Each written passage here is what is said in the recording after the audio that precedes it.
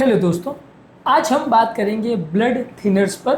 Blood thinners पर एक overview करेंगे, यानी खून पतला करने की दवाई क्या होती है, कितने टाइप्स की होती है, कौन कौन सी बीमारियों में इसका प्रयोग होता है, क्या इसके इफ़ेक्ट्स होते हैं, क्या इसके साइड इफ़ेक्ट्स होते हैं और क्या इसके स्पेसिफिक या सीरियस साइड इफ़ेक्ट्स हो सकते हैं। ये सारी चीज़ों पर आज हम बात करेंगे ताकि ब्लड थिनर्स के बारे में एक ओवरऑल अंडरस्टैंडिंग डेवलप हो पाए। हमने इंडिविजुअल ड्रग्स पर ऑलरेडी वीडियोस किए हैं, आज सिर्फ जनरली ब्लड थिनर्स पर बात करेंगे। टॉपिक पर जाने से पहले जो लोग हमारे चैनल पर नए हैं उन्हें रिक्वेस्ट करूँगा कि चैनल को सब्सक्राइब करें, वीडियोस को लाइक करें, शेयर करें, फॉलो करें, कमेंट करें पूरा। आज का टॉपिक है ब्लड थिनर्स पर कितने टाइप्स का होता है और क्या इसका पर्पज़ है, और उस पर एक ओवरव्यू हम करेंगे।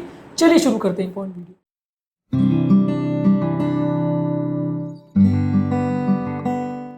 सबसे पहले ब्लड थिनर्स यानी खून पतला करने की दवाई। अलग अलग बीमारियों में जब खून गाढ़ा हो जाता है या कोई क्लॉटिंग की समस्या हो जाती है तो खून पतला करने की दवाओं का प्रयोग किया जाता है। अगर किसी व्यक्ति को हार्ट अटैक आया है तो हार्ट अटैक वाले पेशेंट्स में एंटी प्लेटलेट दवाओं का प्रयोग किया जाता है, क्योंकि हृदय के अंदर प्लेटलेट की वजह से क्लॉट बन जाता है, जिसकी वजह से नली बंद हो जाती है और अटैक आता है। ब्लॉकेजेस को कम करने के लिए दवाइयाँ कुछ नहीं करती हैं। जो कोलेस्ट्रॉल की वजह से बनता है वो एक अलग प्रॉब्लम है। कोलेस्ट्रॉल के ब्लॉकेजेस पर जब अटैक आता है तो वो दवाइयों की वजह से रोका जा सकता है, एंटी प्लेटलेट दवाओं से रोका जा सकता है। कोलेस्ट्रॉल को कम करने के लिए अलग दवाइयाँ या कोलेस्ट्रॉल रिड्यूसिंग मेडिसिन आती है, वो अलग चीज़ है।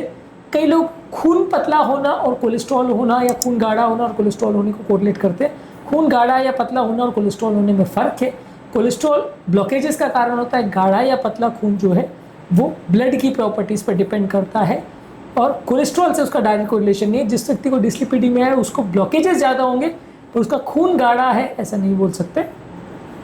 इसके अलावा किसी को लकवा अगर है, अगर ब्रेन की नलियों में कोलेस्ट्रॉल जमा होने की वजह से अगर प्लेटलेट प्लग बनता है उससे भी लकवा हो सकता है। कई बार किसी व्यक्ति को अगर एट्रियल फिब्रिलेशन है तो उसमें अगर हार्ट से क्लॉट जाता है, जिसे कार्डियो एम्बोलिक स्ट्रोक बोलते हैं, इसमें एंटीकोएगुलेंट लगते हैं। यानी कि ब्रेन की नलियों में जो डायरेक्टली क्लॉट बनता है वो प्लेटलेट की वजह से बनता है, तो वहाँ एंटी प्लेटलेट लगते हैं।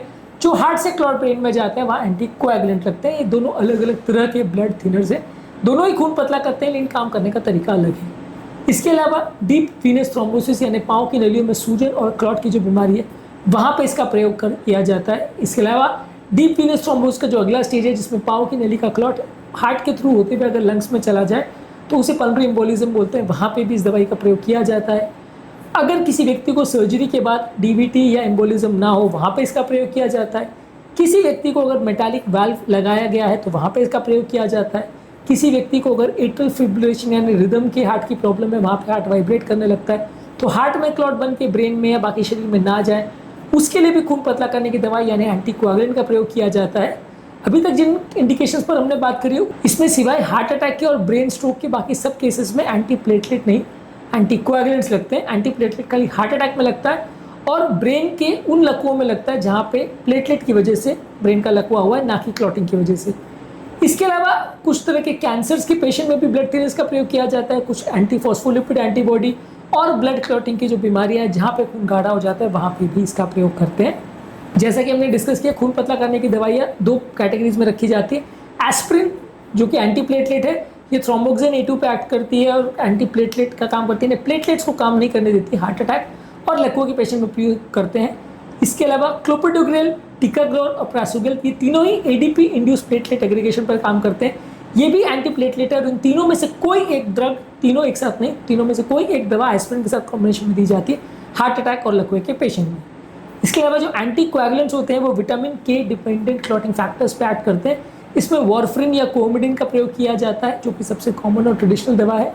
इसके अलावा डायरेक्टली एक्टिंग ओरल एंटीकोएगुलेंट्स का प्रयोग किया जाता है जो कि ये 2, 7, 9, 10 फैक्टर्स जिस पे वॉरफ्रिन ऐड करता है उनमें से कोई एक फैक्टर पे ऐड करता है। इसमें डाबिगैट्रेन जो है वो फैक्टर 2 पे ऐड करता है।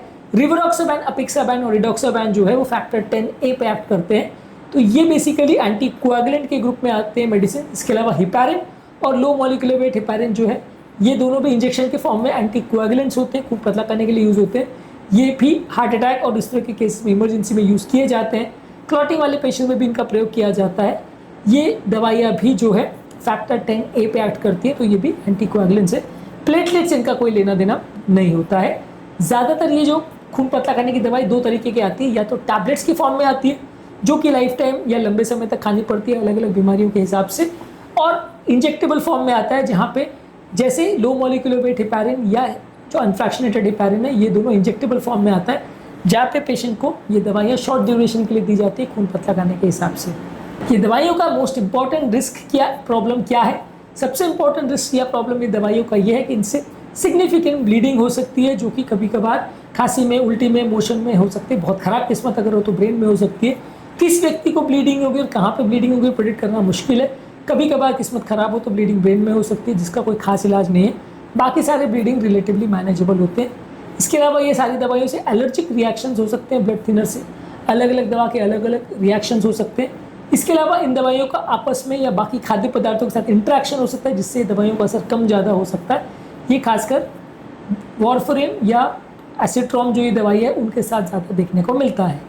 इसके अलावा अगर किसी व्यक्ति को अगर ये दवाई दी जाती है तो पेशेंट को उसके बारे में एजुकेट करना ज़रूरी है कि ये दवाइयाँ क्यों दी जा रही है, क्या इनका पर्पज़ है, कैसे काम करती है, क्या इसके इफेक्ट्स है, क्या साइड इफेक्ट्स है। पेशेंट के डाइट और लाइफस्टाइल में चेंजेस कराए जाते हैं। पेशेंट की रेगुलर मॉनिटरिंग करने की आवश्यकता होती है और जिस बीमारी से पेशेंट पीड़ित है उसके संबंधित उसको इमरजेंसी केयर कैसे मैनेज करना है, चाहे दवा से रिलेटेड ब्लीडिंग हो या प्रॉब्लम्स हो तो उसको कैसे मैनेज करना है, ये सारी चीज़ों के बारे में एजुकेशन देना आवश्यक है। ये सारी चीज़ों पे इमरजेंसी में ब्लीडिंग को कैसे मैनेज किया जाता है और अगर हार्ट पेशेंट में ब्लीडिंग वगैरह हो जाए तो वो कैसे डील किया जाता है, ये सारी चीज़ों पर हमने अलग से वीडियोस किया है जो कि आप हमारे चैनल पर देख सकते हैं। आज के टॉपिक में हमने ब्लड थिनर्स पर एक शॉर्ट ओवरव्यू किया, जहाँ पे शॉर्ट में इसके बारे में हमने आपको बताया। इसके अलावा ब्लड थिनर्स में स्पेसिफिक मेडिसिन पर हमने अलग अलग वीडियोस किए। इन वीडियोस को भी आप जरूर चेकआउट करें। उम्मीद करूँगा कि आज के टॉपिक में कुछ नई बातें जानने को मिली होगी। जो लोग हमारे चैनल पर नए हैं उन्हें रिक्वेस्ट करूँगा कि चैनल को सब्सक्राइब करें, वीडियोस को लाइक करें, शेयर करें, फॉलो करें, कमेंट करें पूरा।